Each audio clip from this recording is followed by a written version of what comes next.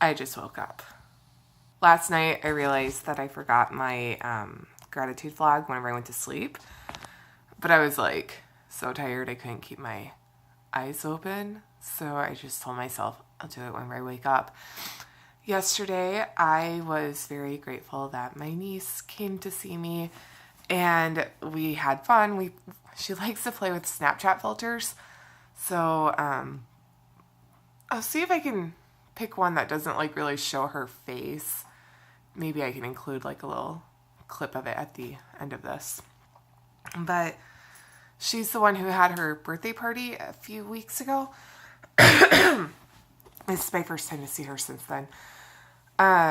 She and her mom came over and, we hung out. She watched a couple movies and her mom and I talked and it was a good time. I really miss spending time with their family.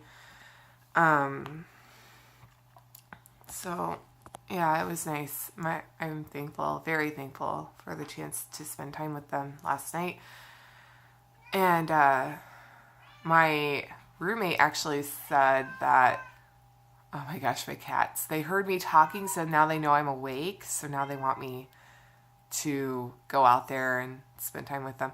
I totally understand, like, they miss me.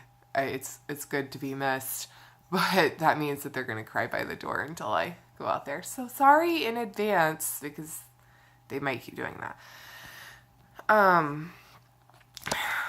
My previous roommate,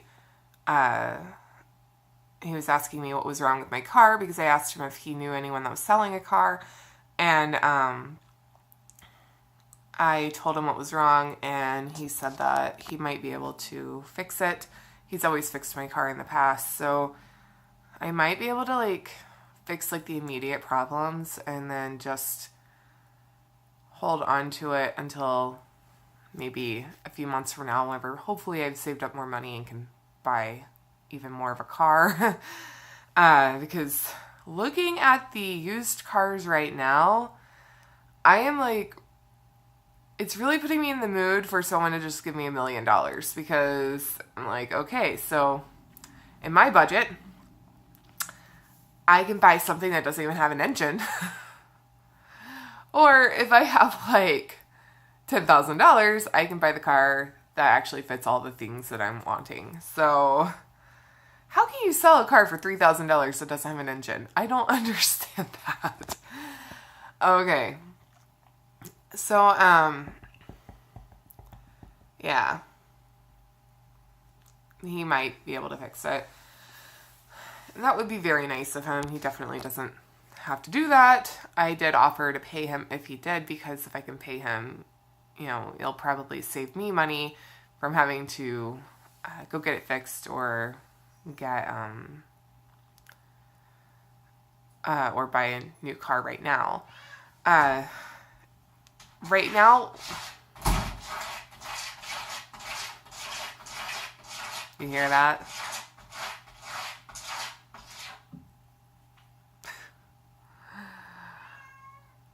Oh my gosh.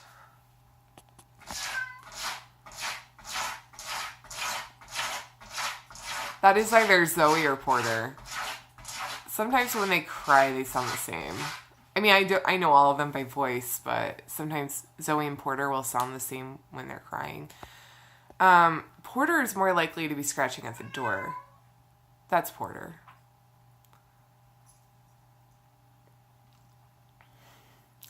Okay. This is what I go through even at 4 a.m. if he gets bored and he wants to see me. I'll be sleeping and he'll do that. Okay, so I'm hoping I can find a car for under $2,000 that runs. I'm not a very, very materialistic person. My current car is old and rusty. I could have gotten a nicer car at some point in the last 5 years. I mean, there were definitely times when I could have probably afforded it. But I'm not a very materialistic person. I care more about things that I think are important, like my cats. And I don't want to have a car payment. That's just it. My dad taught me whenever I was younger that the best thing to do when you want to buy a car is every month put aside the amount of money you have spent on a car payment and the extra money for the full coverage insurance that you would have to have. Put that in savings, because if you can't afford to do that, you can't afford to buy the car, right?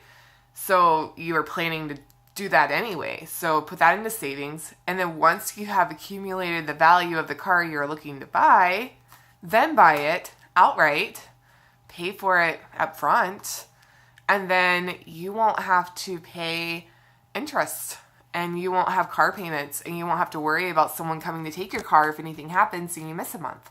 So I think that's really good advice. I mean, obviously I wouldn't be able to do that for like a $40,000 car. I mean, if I plan to buy a $40,000 car, hopefully I could eventually pay it off, but it would take me a very long time, and I might need a few cars in between then. So, but I'm not trying to buy a $40,000 car. I have always gotten used cars, and that's because I know that like when you buy a brand new car, like fresh off the lot, it loses its value so quickly. And you can get decent used cars. I mean, especially like, say it's maybe an older person who doesn't need their car anymore, but they barely ever used it, and it's like kept in their garage and they keep up on the maintenance. It could be a decent used car. It could be like a really old car, like mine. Whenever I got it, it was really old, but it barely had any miles on it. And that was because it was that situation. An older person had it and kept it in the garage, and they kept really good care of it. So it didn't really have any major problems. And I paid $1,000 or $1,400 after all of the taxes and everything. So you can get a decent car that way. You don't need to have a brand new car that's like $10,000 or $40,000. So that's what I've been doing. I've just been putting money in the savings, not necessarily for a car, but mainly so that if something like this happened whenever my roommate moved out, I could afford to live on my own. And plus, I think it's good to have savings. So I'm just looking to get a car that works. Hopefully, because I live in Minnesota, hopefully I get one that handles snow. My current car actually doesn't handle snow and ice very well, and I think it's because, pretty sure it's rear wheel drive, and I think front wheel drive is supposed to be better for snow and ice. I clearly don't know enough about this sort of thing to really have a definite answer for that. And then it would be nice if mine currently is a coupe. I'd rather have something with 4 doors, because it's just like, for my life, I don't get a lot of people that sit in the back, but like if I ever want to like utilize the back for groceries or something, it's really inconvenient. And I just particularly don't like 2-door cars. They might be good if you, I don't know. I actually don't know when they're ever good. Maybe if you have kids and you don't want them, like your kids like are the kind of kids that will try to open the door as you're driving. But then I also know from experience that trying to put kids into the back of a car like that is really hard with like their car seats and stuff. So I don't really know if that's a good solution. I think you can just lock the door and from the driver's side, like make it so that they can't unlock it. I think that's a better solution. If you like 2-door cars, maybe share why you like them. Right now I don't really understand it. I've never really liked them, and I've had a couple of them. So I would rather have something that's 4-door, and I prefer like small cars, but I feel like because I move so much, I mean, I haven't moved a lot in the last 5 years, but I will probably move to another state eventually, because that seems to be the Carrie way. I have lived everywhere. I move so much, and I just feel like it's easier to do that if you have like a car that's like bigger. So I at one point had an SUV, and I really hated that thing. I did not like driving it. I felt like it was so hard for me to look behind myself for like backing up and stuff. It was like really hard for me to handle like anytime I had to drive any way other than straight and forward. But it did make moving to Seattle a lot easier because I had a lot of space in it. And I feel like something like that would probably make my life easier. Like if I ever have to move or if I ever have to like transport my babies somewhere. I think that would be easier. So I don't really want like a, now that one's Zoe. The other one was Porter. That one's Zoe. I'm in demand. I don't really want like a gigantic car, and I prefer small cars. Like I had a Dodge Neon and I felt like that one was like the perfect size for me. But maybe like a small SUV would have like handle the snow the way that I'm wanting it to and have like the space, but then I might not actually enjoy driving that car. Anyway, that's something I need to figure out. But I would like to have something that has the option of 4-wheel drive if possible, but that's not in my budget. And I really want butt warmers. I don't know why anyone in Minnesota wouldn't. Someone told me that that was a stupid trait to want to have, that they don't like it. But you can turn them on and off.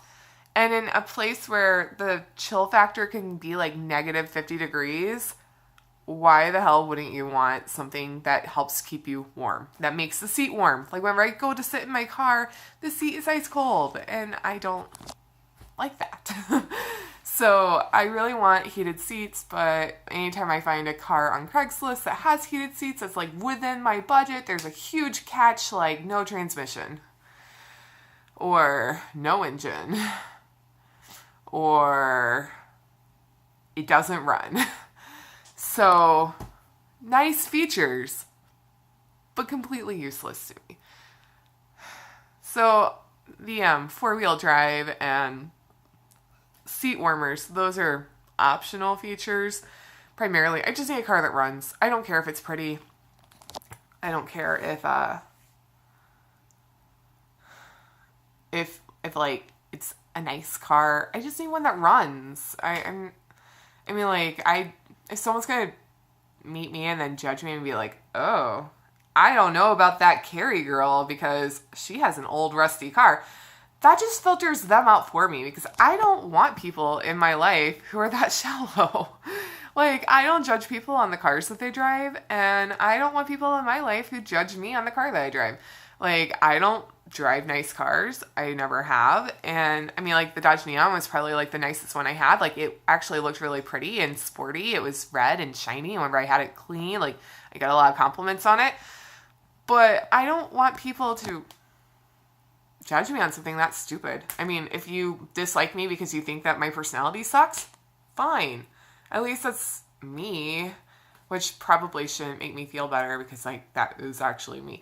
But, I mean, I would rather people, I guess the other direction, I would rather people like me for my personality rather than like me for my car. I don't know, like, how much people care about what kind of car I drive, but people must if they, like, go broke trying to afford a nice car just because they want to show off that they have a nice car. Like, there must be people out there that judge people that way. I don't know. So, I'm just rambling.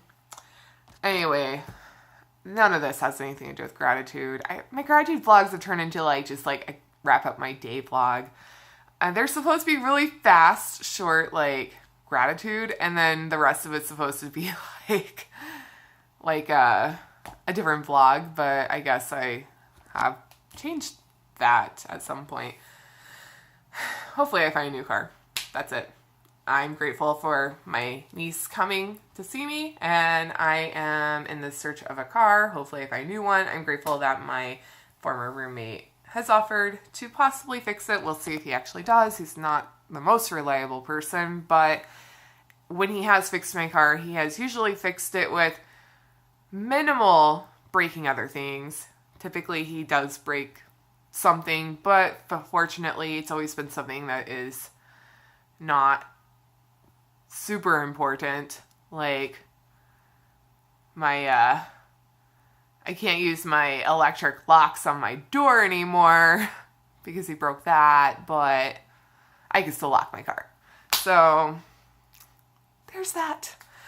I am rambling. I will be back later today with another gratitude vlog. Bye.